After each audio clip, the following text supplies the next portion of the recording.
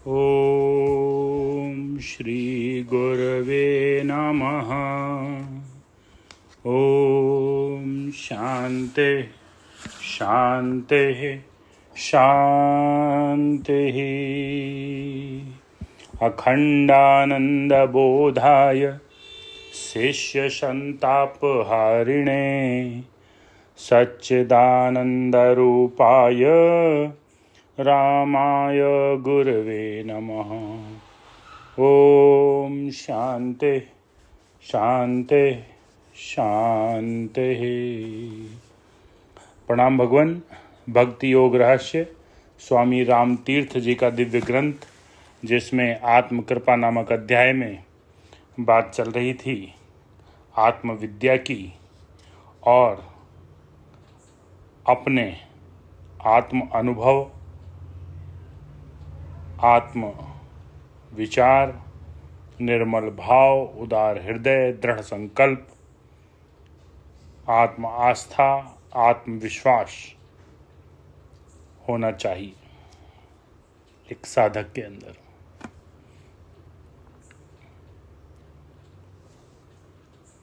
अब कुछ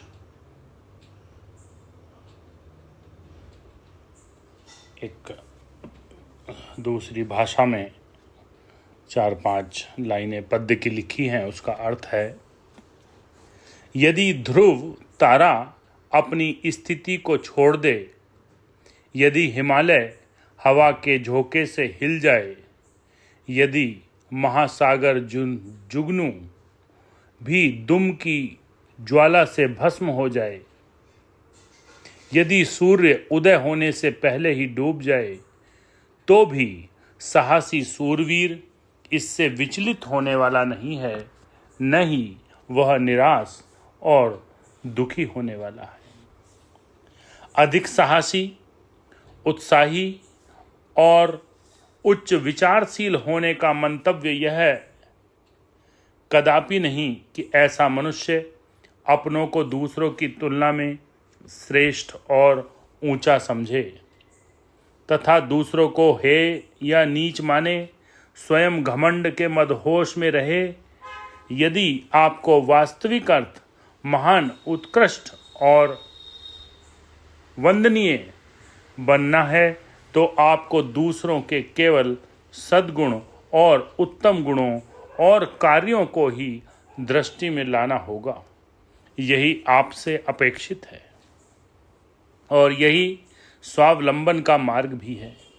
महात्मा बुद्ध कहा करते थे कि मनुष्य जैसा सोचता है वैसा ही बन जाता है। एक बार 2 व्यक्ति उनके पास अपनी अपनी शंका समाधान के लिए आए। एक व्यक्ति ने कहा, भगवान, यह हमारा जो साथी है वह कुत्ते अर्थात श्वान की भांति सोचता है, उसी प्रकार व्यवहार करता है, और यदि क्या यह व्यक्ति अगले जन्म में कुत्ता नहीं बनेगा? दूसरे व्यक्ति ने अपने पहले साथी के बारे में कहा, भगवान, यह मेरा साथी हर प्रकार से बिल्ली की भांति व्यवहार करता है, क्या यह व्यक्ति आगामी जन्म में बिल्ली के रूप में नहीं पैदा होगा? बुद्ध भगवान ने शंका समाधान करते हुए कहा, यह ठीक है कि जिस प्रकार के तुम्हारे विचार होंगे उसी प्रकार का परिणाम भी तुमको मिलेगा, परंतु खेद की बात यह है कि तुम लोग इस तथ्य को अन्यथा अर्थ निकाल रहे हो। तुम में से एक साथी दूसरे को बिल्ली कह रहा है, दूसरा साथी पहले को कुत्ता पुकार रहा है। अब देखो, जो व्यक्ति अपने पहले साथी को कुत्ते के रूप में देख रहा है, वह हर समय कुत्ते के बारे में सोचता रहता है, इसलिए अगले जन्म में वह कुत्ता होगा। इसी प्रकार जो व्यक्ति अपने साथी को बिल्ली के रूप में देखा करता है, उसके मन में हमेशा बिल्ली का विचार छाया रहता है अगले जन्म में। इसलिए अगले जन्म में वह बिल्ली के रूप में पैदा होगा। अब जरा इस सिद्धांत को गंभीर पूर्वक ध्यान देकर विचार करें। जो बुराई आप दूसरों पर थोपते हैं या आप उनमें देखते हैं, उसका विचार सर्वप्रथम आपके मन में ही तो आता है। राम का दावा है कि आपको अपनी सहायता के लिए, अपने को स्वावलंबी बनाने के लिए दूसरों की आलोचना करने का विचार त्याग देना होगा, आलोचना से विरत रहना होगा। ऐसे विचारों का परित्याग आपके अपने हित में होगा। साथ ही आपको चाहिए कि आपके मन में, आपके हृदय में दूसरों की अच्छाई, शुद्धता, पवित्रता और सद्गुणों के अतिरिक्त अन्य कोई विचार न उठे।